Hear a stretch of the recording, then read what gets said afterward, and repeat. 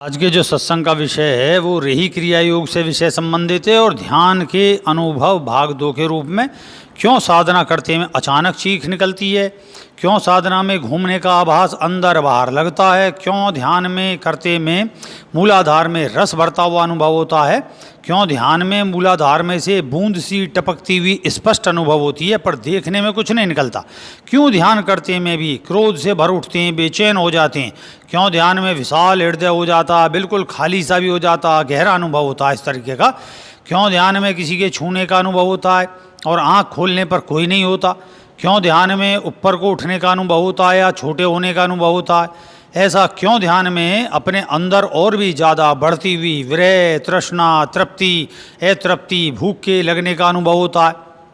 दोनों आँखों से खुद ही बिना किसी रोने के भाव आते ही और आंसू से भर जाते हैं और बहने लगते हैं, क्यों जब ध्यान करते हैं पर अपने में ब्रह्मचर्य साधने पर भी और अधिक सेक्स यानी काम भाव का स्तर बहुत बढ़ जाता है, और क्यों हमें गहरे ध्यान में जाते ही एक अज्ञात भय की तेज अनुभूति होने से ध्यान टूट जाता है। इन सब से कैसे निकलें, इनसे आगे कैसे ध्यान की यात्रा प्रारंभ करें और कैसे आगे साधना बढ़ाएं, और साथ ही रेही क्रिया योग का जो केवल अकेले रह रहे हैं, जिनके पास कोई पार्टनर नहीं है, वे अकेले रहकर भी कैसे इस सब की प्राप्ति और इससे आगे जाने का अभ्यास कर सकते हैं।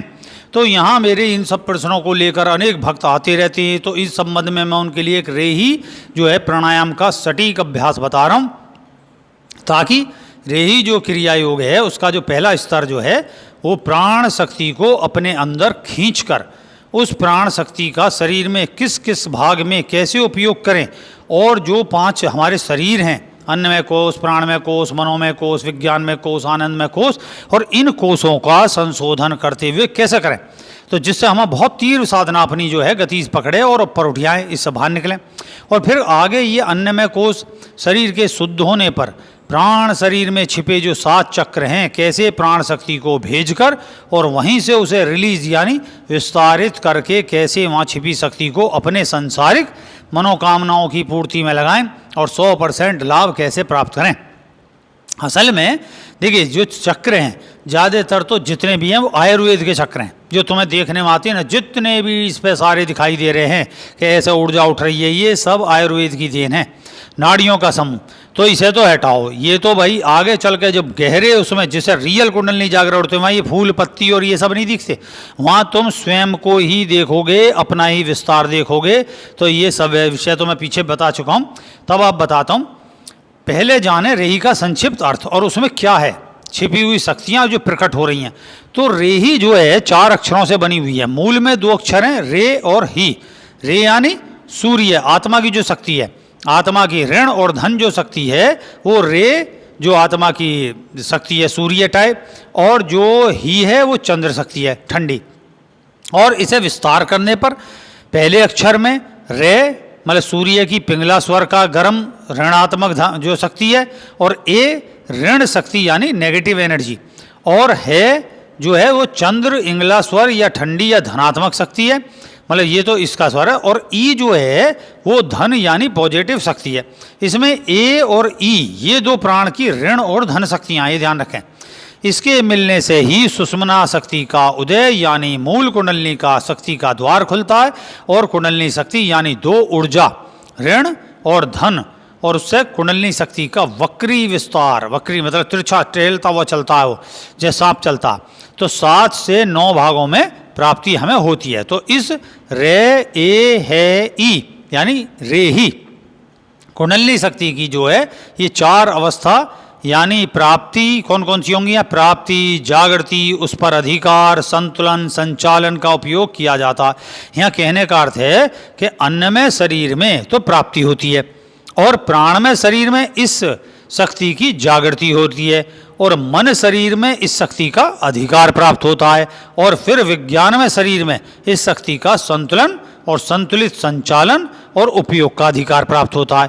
यूँ रे और ही की संयुक्त ऋण और धन शक्ति को इस विधि से नंबर 1 प्राप्ति, नंबर 2 जागृति, नंबर 3 अधिकार और फिर नंबर 4 उसका संतुलित उपयोग किए जाने का ज्ञान प्राप्त होता।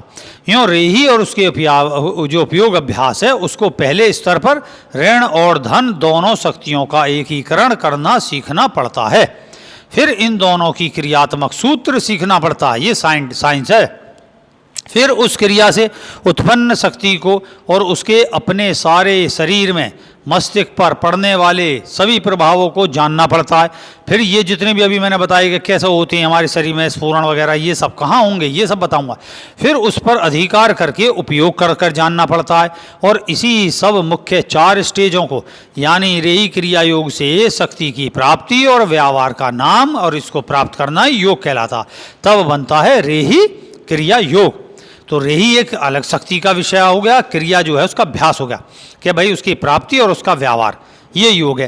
तब इसका अकेले रूप में पहले स्तर पर रे और ही की जो प्राण और ऋण और अपान मतलब धन शक्ति के अपने शरीर में होने वाले विस्तार की क्रिया नाम के प्राणायाम रूपी अभ्यास को कैसे करें, इसे बड़े ध्यान से समझना है। ये ध्यान रखना, बड़ा सरल है और जरा सा ध्यान से समझोगे तो समझ में आ जाएगा, इसी को बड़ी बात नहीं है। पहले सहजासन में सीधे बैठ जाएं और अपने दोनों हाथ अपनी गोद में रख लें और अब एक गहरी सांस लें जितना नीचे तक लिया, जिसका एहसास आपके मूलाधार चक्र तक अनुभव हो। और जैसे ही ये अनुभव हो आपको कि मूलाधार में वो शक्ति जाकर टकराई है और उसका जो है वो पैरों तक के अंगूठे तक पहुंची है, बस तुरंत ही सांस को बिना रोके ही जब छोड़ना शुरू करें तब पहले अपने थोड़े से पेट को, अपने फेफड़े को लेकर और गले तक, विशेष कर गले को बहुत थोड़ा सा हल्का सा, बहुत हल्का सा टाइट कर लें। तो टाइट करने से ऐसा लगेगा जैसे आपने एक बंद सा लगा लिया है। उससे धीरे से सांस को जब छोड़ोगे तो वहाँ जो सांस इस तरीके की आवाज़ करेगी, जैसे पहले सांस तो आपने तेज ले लिया और ये इस प्रकार से अपनी सांस के धीरे से छोड़ने से ही इस सब प्राणायामों का सारा महान शक्ति जो है वो प्राप्ति का सफलता भरा रहस्य छिपा है। तभी रेही की शक्ति प्राप्त होगी। यों यहाँ सांस के थोड़े से दबाव से साथ छोड़ने यानी रिलीज करने के तरीके की ही साधना यहाँ मुख्य है, क्योंकि साधना के लेने से बाहरी मतलब सांस का जो बाहर हम लेते हैं उसके बाहरी विश्व में जो प्राण ऊर्जा है वो शरीर में आ जाती है। अब उस प्राण शक्ति का शरीर में विस्तार कैसे करें और फिर उपयोग कैसे करें, यही सारा विषय सांस के छोड़ने में छिपा है और उसे पाना है। अब आप अपनी सांस को धीरे से छोड़ते में सांस के साथ शक्ति को, क्योंकि एकदम धक से जो छोड़ दें ना, जैसे ये भस्त्रा होती है ये नहीं, इससे हमारे जो इससे ब्लड प्रेशर बन जाता। इससे क्या है, जो हमारे अंदर सांस कलेक्शन हो रही है, जो प्राण शक्ति कलेक्शन हो रही है, प्राण तो आ रहा है और उससे जो हमारे शरीर में क्रिया होकर शक्ति की एकात्र हो रही है, इकट्ठी हो रही है, वो हम बाहर फेंक देते हैं। नतीजा क्या होता है, शक्ति निकल जाती है, हम फिर थका हुआ अनुभव करते हैं। तो सांस के साथ शक्ति को पहले जब रिलीज करो, जैसे गहरा सांस लिया और फिर ध्यान से छोड़ा, तो उसे अपने पहले पैर में छोड़ें। ऐसा लगे जैसे सांस तो छूटती चली जाएगी, ध्यान रखो, लेकिन जब हम ये टाइट करके गले को चलाएंगे थोड़ा सा और धीरे से छोड़ेंगे तो उसका जो अनुभव है छोड़ते में ऐसा लगेगा हमारे शरीर में एक ऊर्जा है। तो अपने पैर में, फिर टखने में, फिर पिंडली में, फिर जांग में, फिर गुप्तांग में, फिर जो मतलब ये सारा जनेंद्री में, फिर सारे पेट में और फिर सारे हृदय में, फिर अपनी सारी छाती में और हाथों तक में भी, सीने में मतलब हाथों में ये सीने तक आते हुए कंधे तक, गले में, फिर अपने जो है सारे चेहरे में और फिर अपने सारे माथे में, फिर अपने सारे सिर में और फिर सिर के ऊपर तक के सारे भाग में। और फिर वहाँ से जैसी सांस पूरा निकलेगा तो सांस को जैसे पूरा निकालते चलोगे और लास्ट सा हो जाएगा सांस का तो दबाव के साथ में, तो उसे फेंकते हुए प्राण शक्ति को विश्वव्यापी होने का इसी क्रम में ध्यान से अनुभव और एहसास करना है।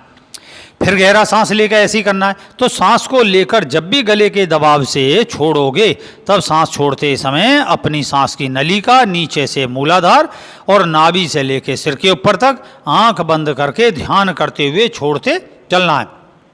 तभी आपको एक गहरा ऊर्जात्मक शक्ति का एहसास होगा कि जैसे सारे शरीर में कोई शक्ति सभी भागों में है और वो वहाँ से पैर से हाथ, पैर पहले पैरों से और हाथों से, पेट फेफड़े से, गले, चेहरे, सिर के ऊपर तक अपना होने का अंदर से बाहर तक प्रकट कर रही है कि हाँ मैं शक्ति हूँ। यही है जो ये नवरात्रि की शक्ति उपासना शक्ति उपासना का अर्थ ये है, ना कि शक्ति उपासना का किसी चित्र को बनाकर उसके आगे धूम दीप बत्ती करना, ये नहीं है। अपने अंदर की प्राण शक्ति को जागृत करना। भाई यही बार बार सांस को अंदर लेना रे है, यानी सूर्य शक्ति को आकर्षित करना अपने अंदर और थोड़े दबाव के साथ छोड़ना, जिससे उसी सूर्य शक्ति को उपयोगी ऊर्जा में बदलकर ही नामक चंद्र शक्ति है उसे सहित विस्तार करना अपने शरीर में। ये ही है रेही। और उसका धीरे धीरे अन्नमय शरीर में जब ये मतलब पहले से क्या होगा, रेही का जो इसका अभ्यास है उससे आपका जो अन्नमय शरीर है उसमें प्राण शक्ति की जो कुंडलिनी जागरण मात्रा है, मतलब कुंडलिनी जागरण जो होगा उससे नाड़ी शोधन होगा। नाड़ी शोधन के बाद में आपके शरीर में नाड़ी शोधन से प्रफुल्लता आएगी, आपको बड़ा अच्छा अनुभव होगा, हल्कापन का अनुभव होगा, आप में एक आलस खत्म हो जाएगा। और फिर आएगा मन शरीर, जिसमें छिपी कुंडलिनी के चक्कर जागृत करना, आपके मन शक्ति के जागृत करना, फिर विज्ञान शरीर में कुंडलिनी जागृत करना। ये केवल एक मुख्य चक्र में, मतलब जब विज्ञान शरीर में आती है कुंडलिनी तो वहाँ पर केवल एक मुख्य चक्र ही रह जाता है। जब उस शक्ति को एकत्र करके विल पावर की प्राप्ति की जाती है और वहाँ पे विल पावर की प्राप्ति होती है। इससे पहले विल पावर नहीं होती। इससे चाहे कितने ही कर लो, अन्न में कोष, प्राण में कोष, मनों में कोष तक तो केवल इच्छा ही रहेगी। इच्छा, यहाँ पे मानसिक शक्ति का विकास होता है इन सब में। विल पावर के मतलब इनमें मानसिक शक्ति का विकास होगा, अन्न में कोष से शारीरिक शक्ति का विकास होगा, प्राण में प्राणायाम का और ऊपर मन की शक्ति में। लेकिन विल पावर जिसे कहते हैं इच्छा शक्ति, वो इससे आगे की शक्ति है। तो किसी चक्र में विश्वव्यापी करके कैसे उपयोगी क्रिया योग और अनंत कुंडली शक्ति की जो शक्ति की जागरण सीखोगे, यानी रे और ही शक्ति के अन्य शरीर में एक होकर फैलने से हमें क्या लगेगा। अब वो विषय आता है जो मेरा है कि हमें शरीर में झटके लगना, नींद आना, तेज गर्मी लगनी, ठंडक का अनुभव होना, छींक निकलनी, और ऐसा जैसे हमारे शरीर में अन्य में कोष में इकट्ठा होकर जो पांचों रस हैं वो सूक्ष्म स्वरूप में हमारे मूलाधार में इकट्ठे हो जाती हैं। तो वहाँ पर ऐसा लगेगा जैसे कोई चीज़ टपक गई नीचे, मूलाधार से बाहर निकल गई, जैसे हम स्खलित हो गए। हमारा जो रज और वीर्य है वो निकला बाहर, और शरीर में जैसे तेज चमक बढ़ जाएगी, लेकिन जब उठोगे तो देखा कुछ नहीं होगा, एक गहरी चमक दिखाई देगी। और जो ये सब अनुभव है कि जैसे गहरे आप उतरे, एकांकी अनुभव हुआ तुम्हें अपने अंदर, क्योंकि असल में यहाँ गुरु जाना चाहिए आपके साथ। गुरु जाए या गुरु के साथ जुड़कर शक्ति जाए, तो यही तो मैंने बनाया कि रही क्रिया योग, कि जिससे आप गुरु से जुड़ो, गुरु को अपने अंदर लो, अपने अंदर से गुरु के अंदर शक्ति बनाओ, तो ये रेही का चक्र बनाओ।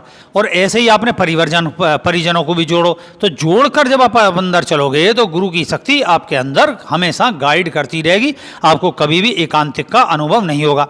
अब दूसरे स्तर पर प्राण शक्ति में रे और ही शक्ति के एक होकर शक्ति फैलने से हमारे शरीर में नाड़ियों में तेज बढ़ता है, जिससे जो जितनी भी नाड़ियाँ हैं 72 वो नाड़ियों में से तेज जो है शक्ति का फैलता है, जिससे हमारे शरीर में कहीं भी अचानक स्थानों पर अंदर से शरीर का फुदकना, जैसे शक्ति का फुदका शरीर में कि शक्ति फुदक रही है, बाह में फुदक रही है, पैरों में, घुटनों में, ये फड़फड़ाना, चींटी का चलना, एकदम तेज करंट का लगना, चीस सी लगनी, जैसे मतलब आपको दर्द सा हुआ।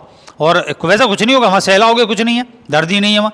हाथ पैर या किसी भी अंग का बिना हिलाए एकदम झटके से हिल गया, ऐसा लगा जैसे झटका मारा किसी ने, मुझे उठा दिया, मेरा हाथ पैर खींचे, ये खींचे नहीं, मन जो है प्राण में, मतलब शक्ति जो है प्राण में शरीर में पहुंच गई है। तो सारे शरीर में, विशेषकर रीढ़ की हड्डी में, जैसे हमारे पीछे किसी ने स्फूर्ण करा गया, एक छोटी सी बड़ी तेज लहर उठ गई और बढ़ती चली गई, वो सिर के ऊपर भाग तक, पीछे से मूलाधार में, मतलब मूलाधार के पिछले भाग में रीढ़ की हड्डी में दर्द हो गया।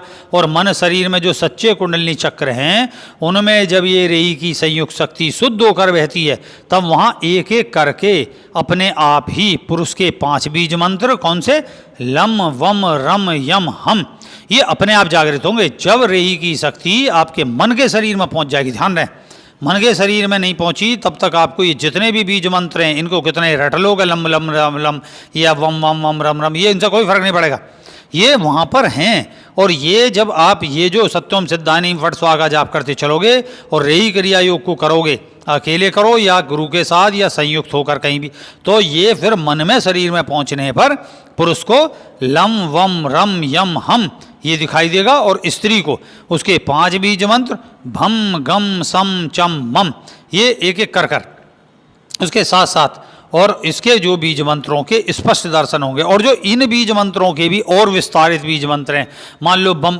जो भम है उसके बीज मंत्र हैं, गम में उसके चारों माई जो और बीज मंत्र हैं, सम में उसके और बीज मंत्र हैं, चम में उसके और बीज मंत्र हैं, मम के साथ और बीज मंत्र हैं। तो ये सब आपको दिखाई देंगे, स्पष्ट दर्शन होंगे। और उन चक्रों को जागृत और वहाँ की बीज मंत्रों की शक्तियों के साथ आपको रूप का दर्शन होगा। पहले रूप रसगंध स्पर्श का, तो रूप का दर्शन होगा। फिर उससे वार्ता में जो रस का स्पर्शन दर्शन होता है, स्पर्श के दर्शन से आपको एहसास होता है जैसे मेरे पीछे कोई है, मेरे आगे कोई है, आँख खोला देखा कुछ नहीं है। तो ये सब मन के स्तर पर जब कुंडलिनी इन सब जो चक्रों में प्रवाहित होती है शक्ति का, तब ये सब दर्शन होते हैं। यायक भी दर्शन हो जाते हैं, क्योंकि कुंडलिनी दो प्रकार से, एक तो सीधी सीधी चलती है और एक चलती है बिना सीधी खुले हुए साइड से। साइड से का मतलब जैसे मूलाधार से स्वादिष्ठान नहीं, डायरेक्ट नहीं जा रही, वो नीचे से सीधी सीधी नहीं जा रही है। ये खुलनी ही संभव है, ये खुलने वाले की जो सिद्धों में खुलती है, और यही ना खुलती है केवल, सही मायने बताऊं, असंभव में से एक है, डायरेक्ट सीधी नीचे से ऊपर तक खुलनी। और कौन सी खुलती है? वो साइड से, जिसे वक्री हम बोलते हैं कि टेढ़ी सी सांप की तरह चल रही है, वो जो है अक्सर खुलती है। उससे छोटी छोटी सिद्धियां आती हैं और लोगों में कभी जागृति है तो कभी जो है सुसुप्ति है, कभी सिद्धि सा अनुभव हो रहा है, कभी अच्छा अनुभव हो रहा है, कभी कोई नहीं है, कभी रूप के दर्शन हो गए, कभी किसी की वार्ता सुनाई आ गई, कभी जो है दूर की वार्ता सुनाई गई, लेकिन कंट्रोल नहीं होता, उन्हें वो पकड़ नहीं पाता, उस सिद्धि पर पूरा अधिकार नहीं प्राप्त होता। तो वार्ता में साधना जो गाइडेंस मिलता है, उसे ज्ञान मिलता है, भक्ति का उदय होता है, भक्ति में रस आता है। फिर आगे विज्ञान में कोष में साधक को रेई की संयुक्त शक्ति के और भी विशुद्ध होकर एक शक्ति बनने से इच्छा शक्ति नाम की जो पावर है वो प्राप्त होती है। और वहाँ केवल एक ही चक्र होता है, आज्ञा चक्र। फिर नीचे के चक्कर सब समाप्त हो जाते हैं। वहाँ केवल विशुद्धि दूधिया रंग का अनंत रश्मियों से मिलकर बना हुआ प्रकाश दिखता है, जिसे आमतौर पर निराकार तत्व के दर्शन शक्ति संचालन पर अधिकार होता है। यों देखना और चाहना करता है वो तत्क्षण सिद्ध होता है। यों आगे भी जहाँ हैं, कहने का मतलब तो सहस्त्रागार में उससे ऊपर क्या है, मूल मतलब जो है आगे चक्कर से आगे, तो ये सब विषय है। तो इन्हें मैं आगे बताता चलूँगा, धीरे धीरे सीखोगे। और इसका मैं कोर्स के रूप में ला रहा हूँ जिससे आप सही से सीखें, क्योंकि निःशुल्क जो चीज़ सिखाई जाती है उसका कोई कीमत नहीं है। मैंने देखा यहाँ आए, सीख के चले गए, करते धरते कुछ नहीं है, इधर उधर भागे फिरते हैं कि इससे जान लें उससे जान लें। और असल में गुरु की बड़ी सेवा करके जब सिद्धि हासिल होती है तो वो सब अगर आपके अंदर नहीं है, ना सेवा है, ना तप है, ना दान है, तो आप फिर का कुछ नहीं होने का कल्याण। तो फिर बस सीधी सी है, ज्ञान तो मिलेगा लेकिन फलीभूत नहीं होता। तो इसलिए उसे सीखोगे कैसे? और दूसरे प्रत्यक्ष में रे और ही यानी ऋण और धन को जोड़कर विश्व कुंडलिनी जागरण, जो कि मेरा रेही क्रिया योग है, आमने सामने बैठकर ध्यान करना, इससे सब कुछ प्राप्त होता है। तो वो मैं फिर बताता चलता ही हूँ और मैंने आपको बताया ही है, उस सबको करते चलो। और इसी के साथ आशीर्वाद करता हूँ। जय सत्यम सिद्धाय नमः।